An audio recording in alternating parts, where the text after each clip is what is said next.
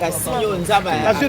iyo na likambo soki likambo elingi esalema omoni mbula enoki seke nzambe autorize yango yo nzambe aza na mopanzi na biso ya lamuka omoni ntango tolobaka vérité des urnes la vérité vous affranchira ndenge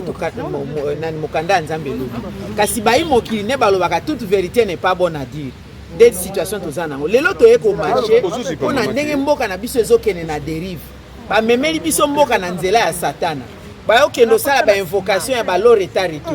alors que biso tozali nde na kati ya mese tolobaka avec Dieu nous vaincrons Congo eza ya nzambe sikoyo meme bisalela oyo bazosala ya kokama mboka ozomona ke ekomi neti bamiyibi mibale bayibaki sikoyo ekomi na lere ya kokabola bazobunda yo mona wapi mutu oza na kati ya bokonzi na lopoto baloba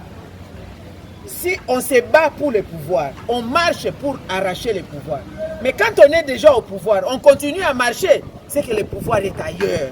Omoni, tobundaka tolobi tozo bokonzi po mboka ekende liboso. Bana na biso batanga, n'est-ce pas?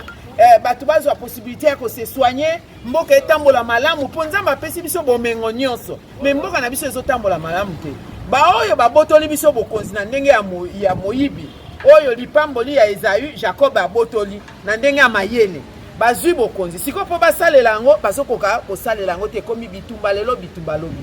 alors que na mboka na biso baloba nyoka ataza molai akoki komisuwa te mais nyoka akomi komisuwa ye